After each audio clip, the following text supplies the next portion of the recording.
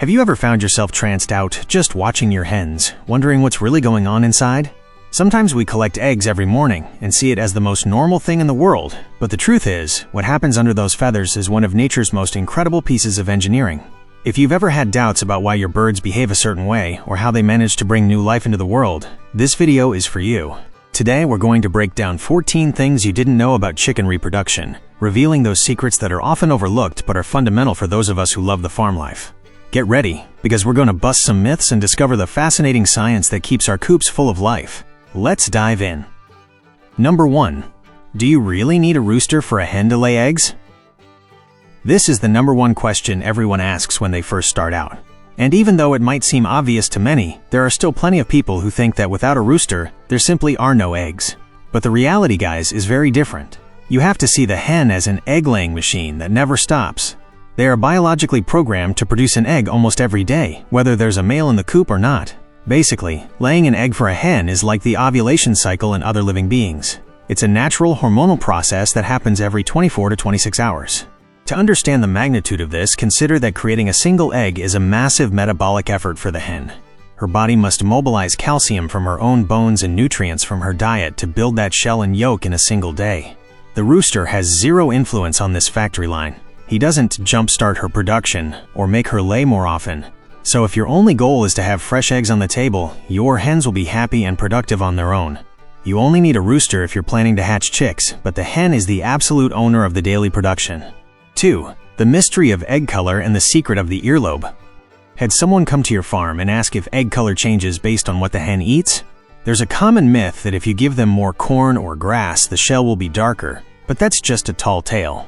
Egg color is pure genetics. It's already written in each bird's DNA long before she lays her first egg.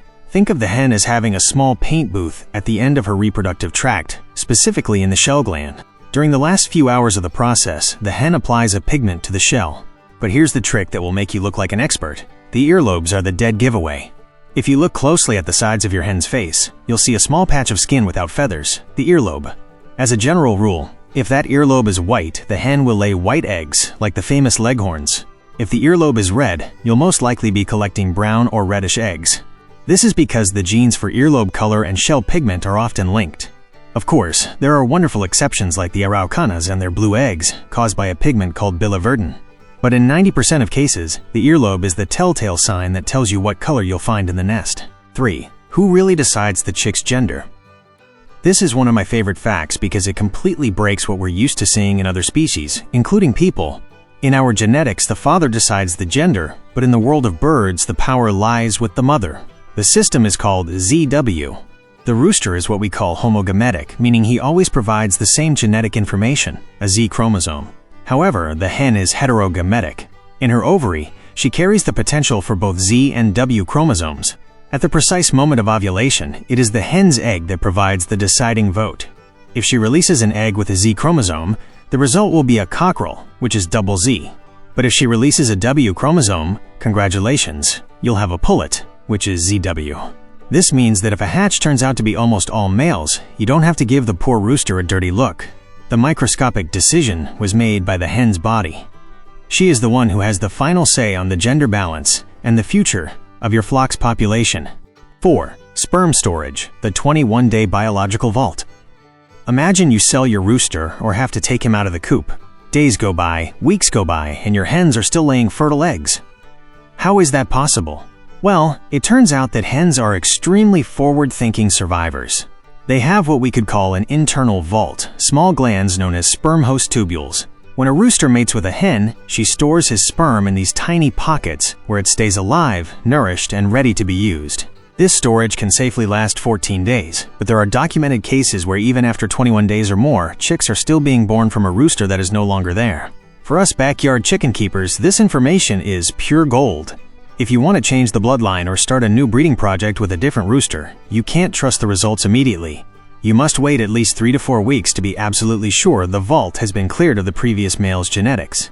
This ensures that the chicks being born are truly the offspring of the new guy and not a surprise from the past. 5. The pineal gland and the magic of sunlight. Have you noticed that when the days get shorter in winter, egg production plummets? Many think it's because of the cold weather, but it's actually all about the light. Chickens have an incredible sensor in their brain called the pineal gland. This gland is photosensitive, meaning it reacts to light, and it functions almost like a third eye. It can actually detect the duration of sunlight right through the bird's skull. When light hits this sensor for at least 14 to 16 hours a day, it gives the body the hormonal order to kick production into high gear. It's an instinctive response developed over millions of years. Long days mean spring and summer, which means there will be plenty of food and warm weather for the chicks to survive. In winter, when the days are short, the hen's body goes into energy-saving mode. She needs that energy to maintain her own body heat rather than producing eggs. While many of us use artificial lighting to keep production up, knowing this biological clock helps us respect the hen's natural need for rest and renewal during the dark months. 6. Social nesting and the raucous egg song. Social life in the coop is a complex and fascinating topic. Have you ever noticed that you can provide 10 clean, comfortable nests, but all the hens fight to lay in the same one? They aren't being stubborn. They are social animals that look for social proof. If a hen sees an egg in a nest, her brain tells her, if another hen laid there and survived, this is clearly the safest spot for my treasure. And then there's that loud rhythmic squawk they make after laying, the famous egg song. While some people think it's a cry of pride or relief, science suggests a much craftier strategy. By moving away from the nest while making a lot of noise, the hen is performing a tactical distraction. She wants any potential predator to focus on her and follow her away from the secret location where she just hid her egg. It's a brilliant security maneuver that has kept their lineage alive for millions of years. 7. Courtship rituals, the dance and the amazing tidbitting. To close this first part, let's talk about romance. In the coop, there's a whole protocol of gallantry that determines which roosters get to breed. The rooster has to earn the hen's favor with 2 master moves. First is the dance. He drops one wing, drags it against the ground, and walks in circles around the female. This is his way of showing off his physical vigor and the health of his feathers. It's a literal waltz of strength. But the most impressive part is tidbitting. When a rooster finds a high-quality treat, like a worm or a piece of fruit, he makes a specific high-pitched food call. He picks the food up and drops it repeatedly in front of the hen without eating it himself. He is proving to her that he is an excellent provider. This builds a bond of trust. If she accepts the gift, she is giving her consent. It's a sophisticated interaction that reminds us that even in the world of birds, provision and care are the foundations of successful reproduction. 8. The Broody hen and her hormonal transformation. After understanding how eggs are formed, we reach a critical turning point when a bird decides she no longer wants to be a layer, but wants to be a mother. This is what we call broodiness. You've seen it. That formerly sweet hen suddenly stays glued to the nest. She puffs her feathers up to look twice her size and makes a deep guttural cluck-cluck sound as a warning. Inside her body, a total hormonal revolution is taking place.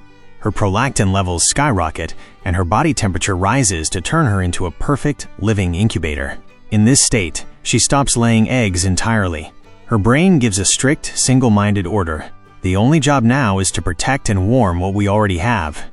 It is a massive physical sacrifice. During the 21 days of incubation, the hen will barely eat or drink, losing significant weight just so she doesn't leave those eggs cold for a single second. 9. The yolk sac, the lunchbox the chick brings from the factory. One of the things that causes the most anxiety for beginners is seeing newly hatched chicks that don't eat or drink for the first day. But nature is incredibly wise. Just before the chick breaks the shell, it performs a vital internal process. It absorbs the remainder of the yolk sac directly into its abdomen. This yolk isn't just extra food. It's a high-density concentrate of nutrients, vitamins, and antibodies. This internal lunchbox allows a chick to survive between 48 and 72 hours without needing to eat anything external. Why? Because in a natural nest, chicks hatch at different times.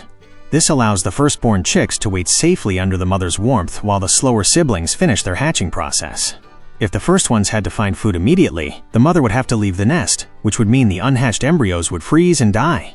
It's this biological safety net that allows us to ship day-old chicks across the country safely. 10. Turning the eggs, a 24-hour precision job.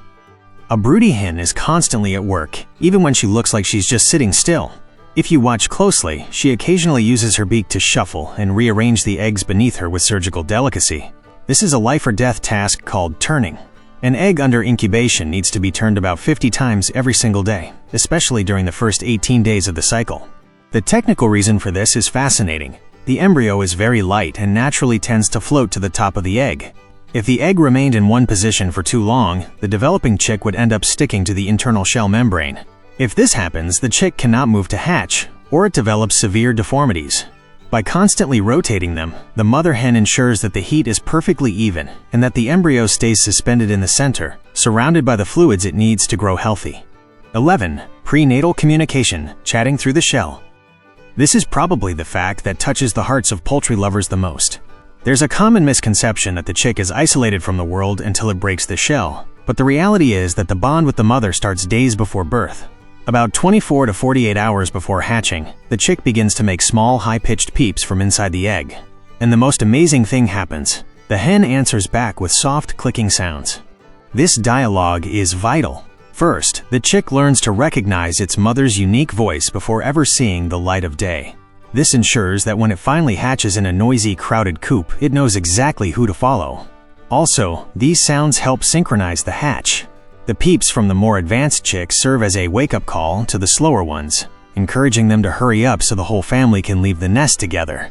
12. The egg tooth, a temporary tool for freedom. Breaking out of a shell that is strong enough to support the weight of a full-grown hen is a massive challenge for a tiny, wet, exhausted chick.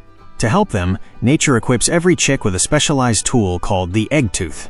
This is a hard, sharp little white bump located on the tip of the upper beak. It isn't a real tooth, but a specialized keratin structure designed for a single mission: to break the door open. The process of hatching is an incredible feat of strength. The chick uses this tooth to pip the shell and then slowly cuts a perfect circle around the large end of the egg. It can take hours of grueling work, but without that tiny jackhammer, freedom would be impossible. The best part is that once the chick is out, the egg tooth is no longer needed. Within just a few days, it simply falls off or is absorbed by the beak, disappearing forever. 13. Imprinting, the invisible thread that binds it all. The moment a chick finally gets out of the shell and dries off under the mother's wing, a powerful psychological process called imprinting takes place. The chick is biologically hardwired to identify the first large, warm, noisy object it sees as its protector for life. Usually, that object is the mother hen, and from that second, an invisible thread is created. Wherever she goes, the chicks go. This bond is what guarantees the chick learns the skills it needs to survive. By following the mother, it learns which bugs are safe to eat, where to find water, and how to stay dry. Most importantly, it learns the mother's alarm calls, knowing exactly when to run and hide from a predator. For you, the flock owner, if you raise chicks in an incubator, they will imprint on you. They will see you as their parent, following your boots around the yard and looking for warmth in your hands. 14. The brood patch, the sacrifice of the bald chest. If you've ever picked up a broody hen and noticed that her chest is completely bare, don't be alarmed. It's not a disease or a parasite. It's a brilliant biological adaptation called the brood patch. Feathers are world-class thermal insulators. They are designed to trap heat inside the bird. However, during incubation, feathers are an obstacle because they prevent the hen's body heat from reaching the eggs efficiently. To solve this, the hen will often pluck her own breast feathers or they will naturally fall out. The skin in that area then becomes thicker and much more heavily supplied with blood vessels. This allows the hen to press her hot, bare skin directly against the eggshells. She essentially becomes a living heating pad, transferring her core temperature to the embryos without any barrier. It is a physical sacrifice for the sake of her offspring.